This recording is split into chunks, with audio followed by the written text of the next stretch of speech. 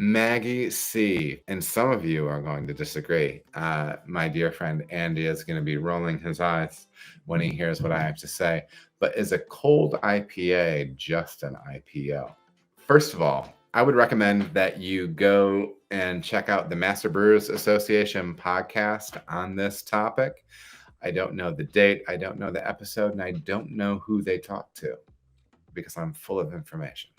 But what I do know is this: how they explain cold IPA compared to IPL. As far as I understand, IPL is essentially IPA brewed with lager yeast, right? You can use some newer school continental German varieties. You can use American varieties. You can do whatever you want.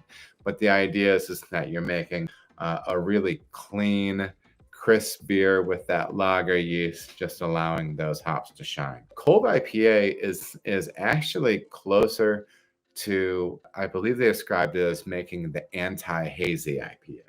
And this is where I can kind of get behind it and talk about the merits of it. I've made a few cold IPAs at Cartridge. And the funny thing is when people are on this hazy train right now, right, where there are these chloride bombs and there's all these hops in there and everything like that, and they're pushing all this juicy, full, soft, round, hoppy beers. That's great and everything, but then you don't realize when you make a dry, crisp, sulfate forward, pale beer, like how bright that is and how refreshing that is, right? How I've seen cold IPA explained and how I have made cold IPA. You're looking to push up your adjunct to high, 20 to 40%, 30%, probably at the very least. Rice or corn. You're looking to pull malt character kind of out of that beer and make it very lean, crisp, and dry. You do want these beers to be dry, probably 1006, 1004, 1 Plato to 1.5 Plato. So you want them nice and dry. You probably do want them 7.5% or above, because that level of alcohol intensity will help supply potentially like a sweetness or a roundness to the beer. You do want these beers to be firmly bitter. So it's almost like they're like these, a little bit more of an imperial. Oh, don't get mad at me for saying it this way if you want to be really fussy about this.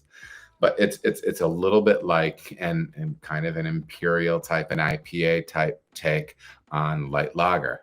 As far as yeast with this, you can go, they are either doing lager yeast warm or they're doing ale yeast cold. I've done both. Mess with it, man. Especially if you're on a hazy kick, make yourself a dry, pale, crisply bitter IPA, man. A lot of times they're featuring they are featuring some new school hops, but sometimes they'll also pop into like those mid 2000s, like those Simcoe, some Simcoe, some Chinook. That's kind of a take I took on it. I took a little bit more of an older school approach with the hopping that I did with that with our cold IPA called Canteen. But yeah, that's cold IPA is a fun one. If you think it's just IPL, I don't care. It's dry, it's crisp, it's good. Make it and have fun with it. If you don't like it, learn something from it. If you don't learn something from it, it's your fault.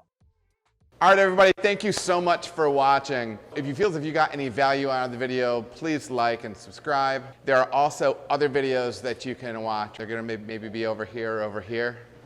Appreciate you watching.